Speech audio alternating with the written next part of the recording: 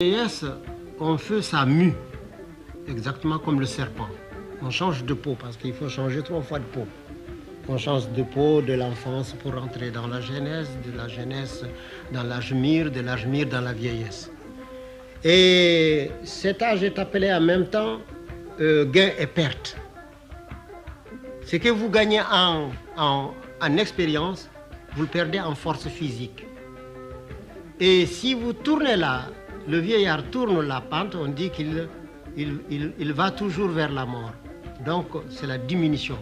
C'est pourquoi on dit que les idées qui ne sont que dans la tête des vieillards est une idée morte. Donc il faudrait la s'aimer dans la tête des jeunes. Et c'est pourquoi la tradition africaine s'occupe beaucoup de ces jeunes. Sans lui donner tous les droits, mais il met à sa disposition tous les moyens. On lui demande la patience parce qu'on dit que la force la plus colossale, c'est la patience et l'humilité. Voilà la grande force. Et le plus grand bonheur que nous avons, c'est l'oubli et le sommeil. Le plus grand bonheur qu'on a donné à l'homme, c'est l'oubli et le sommeil. Parce que s'il n'oubliait pas, il serait tellement méchant que chaque jour il tuerait. Alors, s'il ne dormait pas, il ne pourrait pas réparer ses forces. Donc voilà le grand bonheur.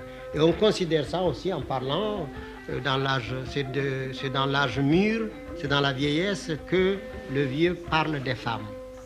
Parce que les questions des femmes est une question en Afrique. La femme n'est pas publique. La femme n'est pas publique. C'est un être divin qui est secret. Parce qu'on dit qu'il y a 11 forces dans la femme, tandis qu'il n'y en a que 9 dans l'homme. Alors on dit que ces forces ont des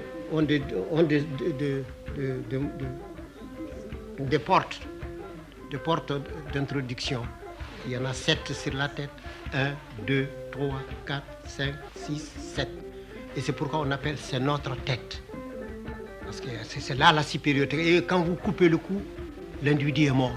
Vous pouvez couper le bras, vous pouvez ouvrir le ventre, mais le jour où vous coupez le cou, c'est fini. Alors c'est pourquoi on appelle la nécessité d'avoir une tête. Parce que c'est là-dedans où on a ces sens les plus nécessaires. Les moyens d'introduction et d'extériorisation aussi. Tout est dans la tête. Et alors on a les 2 exutoires naturels qui portés au 7 font 9. Voilà où s'arrête l'homme. Mais tandis que la femme, quand elle met au monde un enfant, c'est-à-dire elle cesse d'être une femme, elle devient une mère. Parce qu'on dit que la femme est une chose, la mère en est une autre. Alors, mais le privilège de la mère, c'est d'être femme et mère. Alors donc la force de la femme se trouve dans la mère parce que lorsqu'elle met au monde, elle a là encore 2 autres portes qui s'ouvrent.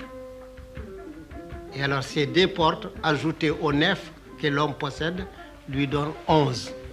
Alors il a ainsi 11 forces. Il y a la pierre, le fer, le feu, l'eau, l'air et l'homme. Alors donc il y a 5 forces matérielles palpables, visibles. Alors vient l'homme. Alors il y a de l'autre côté de la main de l'homme, il y a 5 forces invisibles, mais dont on ne voit que les effets. Alors l'homme, il y a l'ivresse qui anéantit l'homme. Il y a le sommeil qui anéantit l'ivresse. Il y a le souci qui anéantit le sommeil. Il y a la mort qui anéantit le souci. Et il y a la résurrection, c'est-à-dire la vie dans ce qu'on appelle l'autre monde, qui anéantit alors la mort. Parce que pour nous, la mort n'existe pas. Pour l'Afrique traditionnelle, la mort n'existe pas. D'ailleurs, on ne dit pas mort, on dit changement de domicile. Parce qu'on est censé continuer à vivre dans une éternité. Pour la mort, on dit c'est que